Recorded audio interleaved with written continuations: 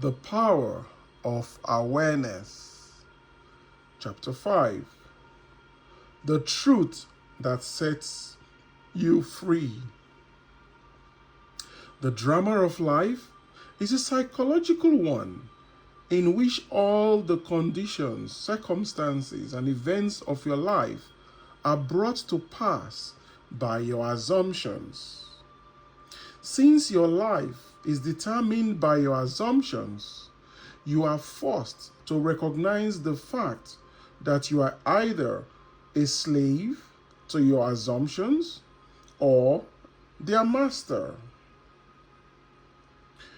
To become the master of your assumptions is the key to undreamed of freedom and happiness. You can attain this mastery by deliberate, conscious control of your imagination. You determine your assumptions in this way. Here, form a mental image, a picture of the state desired, of the person you want to be. Concentrate your attention upon the feeling that you are already that person. First, visualize the picture in your consciousness. Then, feel yourself to be in that state as though it's actually formed your surrounding world.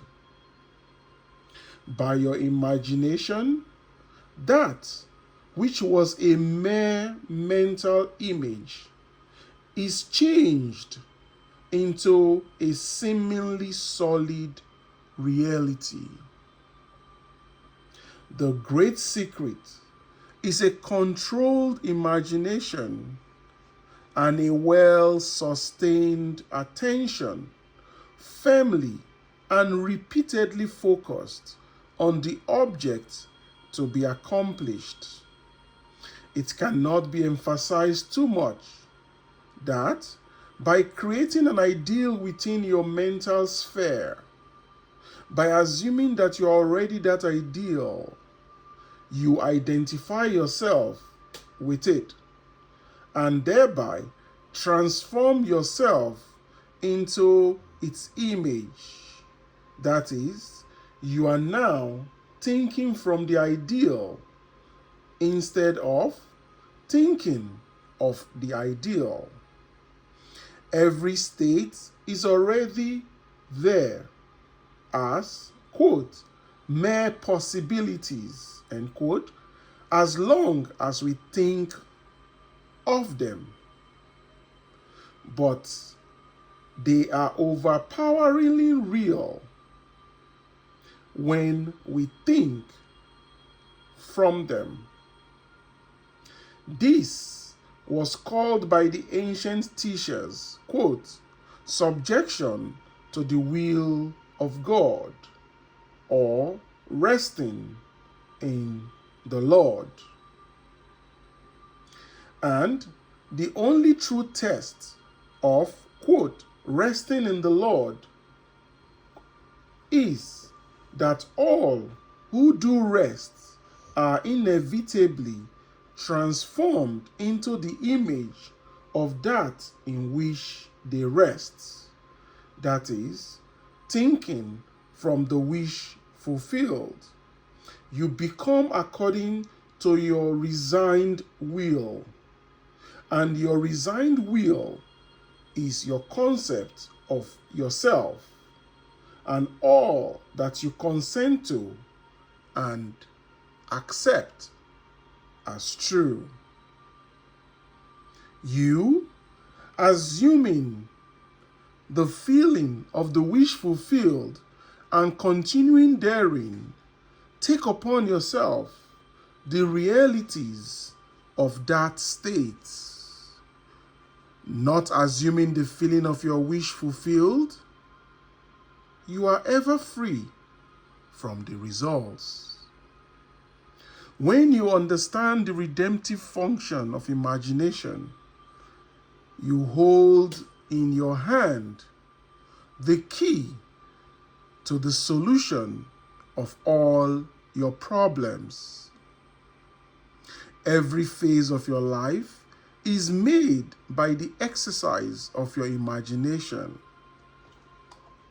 Determined imagination alone is the means of your progress, of the fulfilling of your dreams.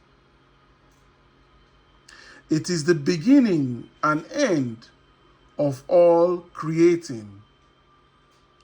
The great secret is a controlled imagination and a well-sustained attention. Firmly and repeatedly focused on the feeling of the wish fulfilled until it fills the mind and crowds all other ideas out of consciousness. What greater gifts could be given you than to be told the truth that will set you free? The truth that sets you free is that you can experience in imagination what you desire to experience in reality. And by maintaining this experience in imagination, your desire will become an actuality. You are limited only by your uncontrolled imagination and lack of attention to the feeling of your wish fulfilled. When the imagination is not controlled and the attention not steadied on the feeling of the wish fulfilled, then no amount of prayer or piety or invocation will produce the desired effect. When you can call up at will whatsoever image you please, when the forms of your imagination are as vivid to you as the forms of nature, you are master of your fate. You must stop spending your thoughts, your time, and your money. Everything in life must be an investment. To spend is to waste, to squander, to lay out without return. To invest is to lay out for a purpose from which a profit is expected. This revelation that was given states the importance of the moment. In every moment, you have a choice to effect a transformation. It is about the transformation of that moment, the moment. It is only what is done now, this moment, that counts. Whenever we assume the feeling of being what we want to be, we are investing. Visions of beauty and splendor, forms of a long-lost race, sounds and faces and voices from the fourth dimension of space and on through the universe boundless. Our thoughts go lightning short. Some call it imagination, and others call it God. End of chapter.